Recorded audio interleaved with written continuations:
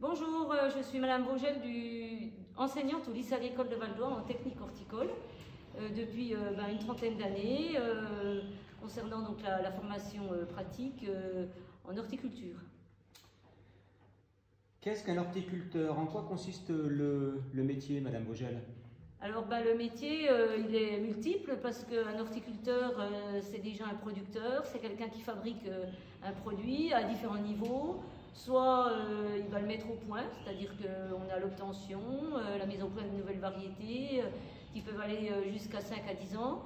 Et puis après, il y a, la plupart des horticulteurs font ce qu'on appelle entre guillemets de l'élevage, c'est-à-dire des opérations culturales multiples et variées, du repiquage à l'empotage, et puis également toutes les activités qu'on peut réaliser bien sûr au lycée agricole à Val d'Oie, tutorage, distançage, arrosage, etc.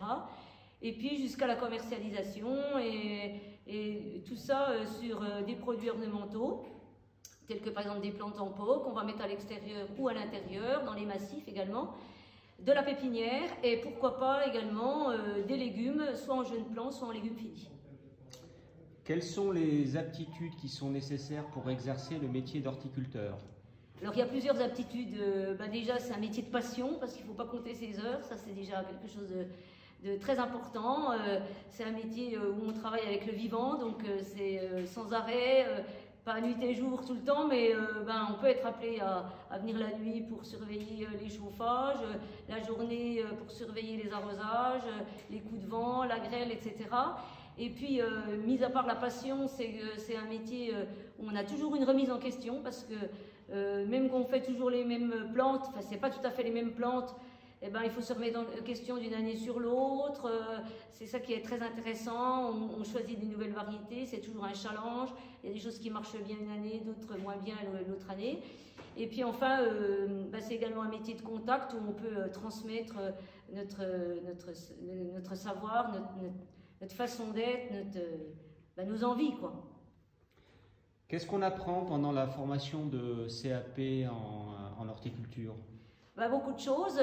Déjà une formation pratique parce que ça c'est ici on est là pour ça aussi. On a choisi de travailler avec le végétal, travailler avec la plante, la voir évoluer. Alors les activités, il n'y a pas simplement d'activités pratiques, mais des activités aussi techniques. On apprend à connaître les substrats, on apprend à connaître le fonctionnement de la plante, on apprend également à la soigner. Et puis, mis à part ces travaux pratiques, alors qui sont ici au lycée agricole, c'est des activités qui sont sur la catégorie des plantes ornementales et des plantes maraîchères. Et puis en plus de ces activités très professionnelles, on a aussi de la théorie, on a des cours qu'on a suivis en troisième, qu'on continue à faire, du français, des maths, de l'économie également, des sciences économiques et puis des sciences et techniques. Et puis on fait du sport et puis voilà. Comment se déroule l'examen? Alors l'examen il est principalement en contrôle continu, c'est-à-dire que l'on fait des contrôles en cours de formation durant l'année qui sont prévenus à l'avance. Alors principalement oraux et pratiques parce qu'on sait que les élèves en CAP ont parfois des difficultés d'écriture, donc c'est principalement des évaluations orales pratiques.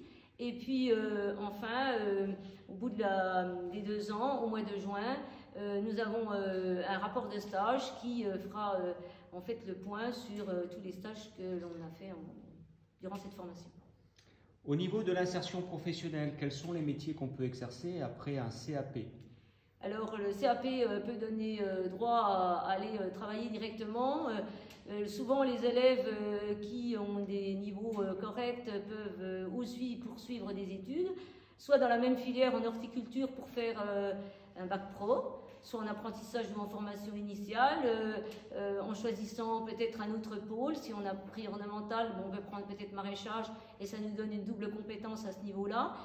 Soit on peut également aller faire du commerce, de la commercialisation des produits horticoles. On en a même qui sont allés en commercialisation pour les animaux. Mais souvent, les élèves n'arrêtent pas là, ou même en CAP fleuriste pour avoir une double compétence.